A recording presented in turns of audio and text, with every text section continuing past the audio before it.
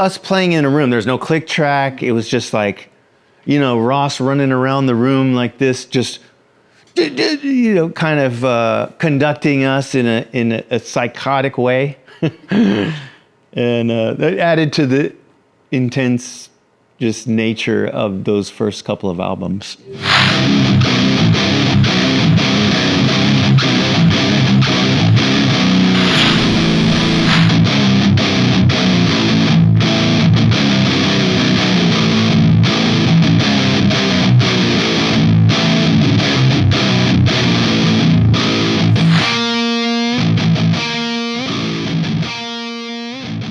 I remember Ross sitting there in front of these amps, just with one, for hours. And we're like, God, I know you, just let's play. You're young, there's all this. All the pent up energy. All the testosterone when you're in your early 20s. When we first started pre-production with our first album in the studio, we were in some crappy little rehearsal lockout studio at Costa Mesa somewhere.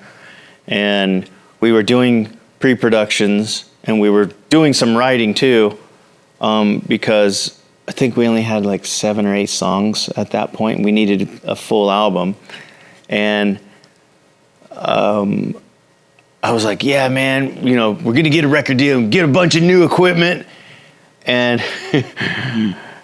he wanted old equipment. And I was like, wait a minute, I want new shit. Why do you want all this old shit? And so when he started to, we were young, we didn't quite, our first experience of going into a recording studio was like, at that time, we'd been in did a couple demos with our equipment that we had, and we're like, man, can't wait to really record the record so I could get a new amp and a new this and a new that.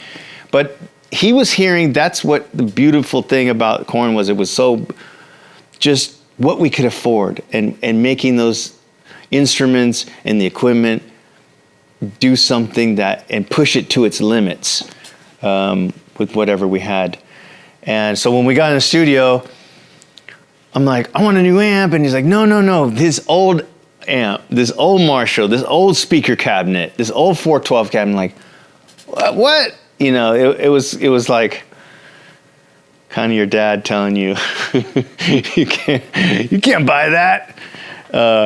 But he was very much that sort of mentor for us for a lot of things in back in the day, back in when we first started. And not only just capturing that sound, because a lot of his methods, if anybody knows him or has ever worked with him, is very primitive in a sense that he wants to capture that raw emotion, whether it's coming out of a speaker, out of the singer's voice, out of your hands, whatever it is, he just wants it to be as true and authentic as possible. He wants to capture that on the record.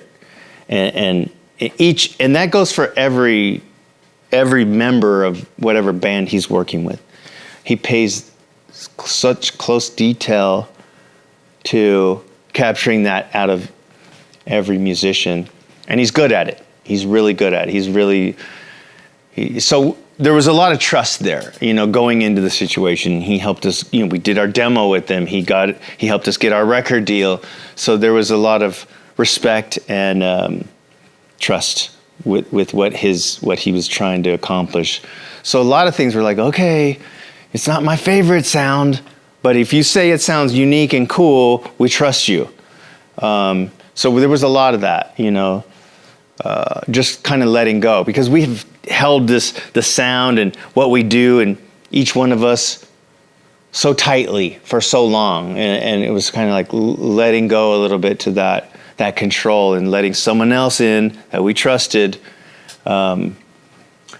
So yeah, that was part of, just evolving and trusting him with, microphone selections and placements and whatever. We did not have any idea what any of that was at the time. So yeah, it was fun. He's a madman. Love that guy. I think a lot of it is just like growing and understanding, because the first time we went into a real studio was Indigo Ranch. You know, that was the first experience at a professional grade studio, and we leaned a lot on Ross's experience, thank God, because we had none. And I remember he got really kind of bummed because we're like, it sounds so dirty. He's like, no, it's cool. Like everything sounds so, these days, everyone's tone is so clean and clear. This is kind of like a cool new thing that he was experimenting with. And so it took a minute to kind of wrap our heads around that crusty, raw sort of tone that he was aiming towards. And then eventually our ears sort of tuned to that, and that became sort of, okay, this is the foundation. And so as the years went on, we kind of built on that, because we always liked that crusty thing underneath. Even on the newer albums, there's a crusty underneath grit. I'll even go back and run one like baritone guitar, like a 6-string baritone with just a fuzz on it, just a one track right down the center. There'll be Brian and then me, and then just single notes, you know, just following the choruses or whatever, or the main riffs, just to thicken the whole track up. So the original modified Marshall that Ross brought in, you know, I think at that point we were using a lot of different stuff. You know, it honestly was whatever we could afford. I think it was a Hughes Kettner. There was some of the first, you know, dirty amps that they were doing in the early '90s, and then we were using some Mesa Boogie stuff, whatever we could afford or borrow. There was a couple Marshalls. I remember I had an old Randall, solid state. And so it was a combination of different amps that we would, if one would break, we would use whatever we had. So, but when it came time to record the album, Ross really wanted us to use this particular Marshall, which looking back now, we're glad we did. But for us, it was a new sound because it was very bitey and mid-range driven. But once we heard it in the tracks and some of the demos and playbacks, we're like, okay, this doesn't sound like anything. It was definitely a balance because, you know, I still sometimes tend to want to take my mids out and get that, especially if there's it depends on the bass too. It depends on what the bass is playing, I guess, and whatever technique a bass player is using. But I feel like with the tuning, the mid-range really helps it helps define the notes, and especially with being tuned low, and it can get muddy on the low end. So bringing that mid-range up and kind of getting used to that, it took a little time. When we were recording, when we do albums, we'll use a lot of different pedals, and we'll have whatever a whole floor full of stuff when it comes time to start recording the album. After we're done tracking drums and whatever, and then we'll start choosing different pedals, whether it's an overdrive or we want an extra crunch or delay, reverb, whatever it might be. And we just grab sort of to get inspiration. See, if it's close, like, maybe we'll use this or, this fuzz here on top of what we have over the, overdub stuff can be pretty random with what you have. And then once it works and you record it, you got to take pictures and document it. Otherwise, it just goes back and you forget because things start to move quickly. I'll end up with so many 35 pedals that I used across one album or whatever. That's just a rough number. There may actually be more. And there's different amps too. There's a lot of different amps that we use, to layer the different guitars and stuff. There's only a few pedals that I keep on my loop because I like to have access. I'm an old school type of guitar player where I like a tube amp and a cabinet on stage, and I like to have my pedals in front of me, so I can adjust them or tweak them live, because we're playing the same songs every night, and it's the same effect. And I like to mess with the delay times and the phaser and whatever else I like to have at my fingertips, so that I can. Jonathan calls it DJ, so I can DJ with my tones, and I like that. I think that's pretty true. I like to having, when we first started, I was like, okay, I want to start playing guitar, and then all these pedals kind of started accumulating, and then tones and textures, and I thought, I not only have to know how to play with my hand, I'm playing with my feet, and it's like, man, it's fun. It keeps things interesting every night. Even if it's not perfect, it's like, oh, I missed a sound. But as an audience member, when I go to shows and there's something that's not perfect, I'm like, oh yeah, this is live. It's cool. Like there's mistakes. These are humans playing live music. And I always felt like that makes it more interesting. It's like, we're not, as humans, we're not perfect. And when we're playing live music, things can go wrong, and it kind of makes it exciting. And it's like, oh my God, the wheels are gonna fall off the train. Like it is kind of like when you see a Korn show, I always love that, because it always feels like the train's gonna come off the tracks at any moment. And it's like, oh my God, because we're playing live, there's no click, it's us 5 guys up there giving, putting our hearts out there and giving 100% of our live performance, and trying to recreate recorded music, which will, that was a different time. We were different. We were younger, recreating that to, where we are now in our lives, and the songs kind of evolve for better or for worse. It's live, and it's just, it can be exciting in that way.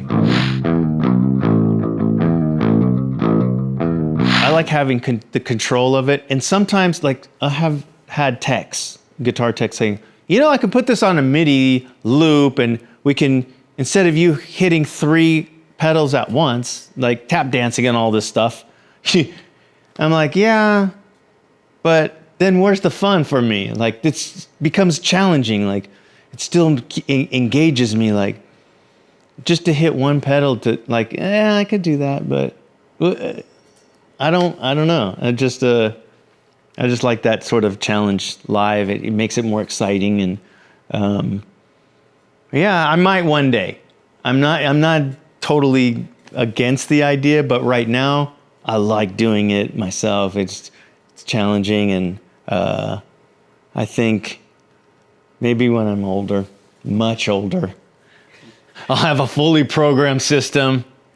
I'll be cruising around on my my Rascal. No, dude, you gotta have a wheelchair just like those like lowrider bikes. Right. They just lowers down to the pedal board. Absolutely. The one pedal. Twisted spokes and everything. Program 1. All the sounds are there.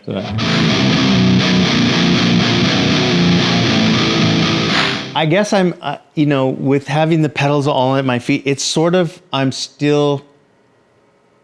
holding on with one hand firmly to that analog world that I love, and just, that I grew up with, and records and cassettes, and that'll always be the closest thing to my heart about music and about creating music, and, albums and artwork, and being able to open the album. And it's sort of the same, having a tube amp and a speaker on stage, and having a 412 cabinet.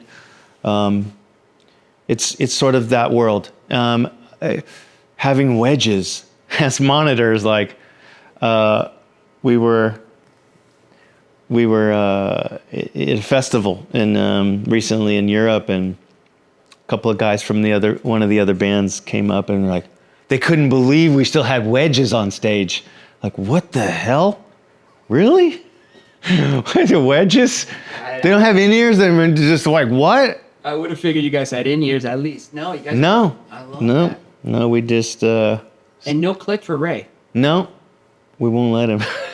I think, for a while, he's so used to playing click. When we took him off, he was like a little in the dark, but then he's now found his thing and can, so there are a couple of songs that there are programmed from the newer stuff that they're triggering some background atmospheric stuff that, literally right now there's like one song in our set list that has, and they're like sound effects that come in certain time. So he's on a click for a couple of those songs live. And I mean, it's not going to be, we're trying to go back. We'll listen to some of the things and we'll get close to it.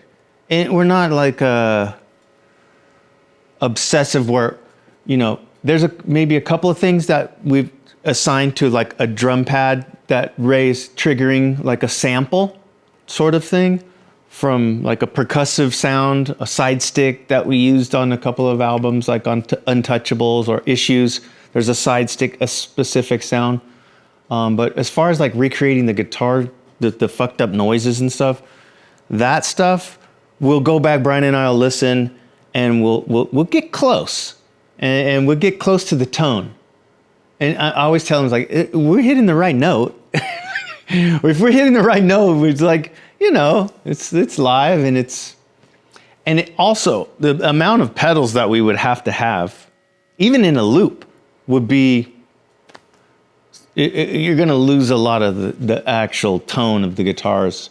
But it's kind of like, let's condense. I do a lot of condensing, which is like, okay, this pedal can do, if I reach down and adjust it for the next song, I can use the same pedal and I can use the same phase 90 pedal and just speed it up for, instead of having 2 of those pedals or 3 of those pedals in a loop, I can just reach down and it's all right there. Live, when Brian had took a hiatus, I had a second guitar player. There was a few guys that came in and filled in and helped me, but it was a challenging time. Not having, it's like walking around without your left arm. Like it's like you don't realize how important it is until that thing is removed, and it's like, oh my gosh, how am I gonna navigate this alone? But with the help of Jonathan's ears and his trust, and also the leaning on the producers at the time, they helped me kind of fill out that, because he's such an amazing, he writes the incredible melodies, over choruses and stuff. But the producers and stuff really helped me shape that. They definitely helped me grow as a musician through that period.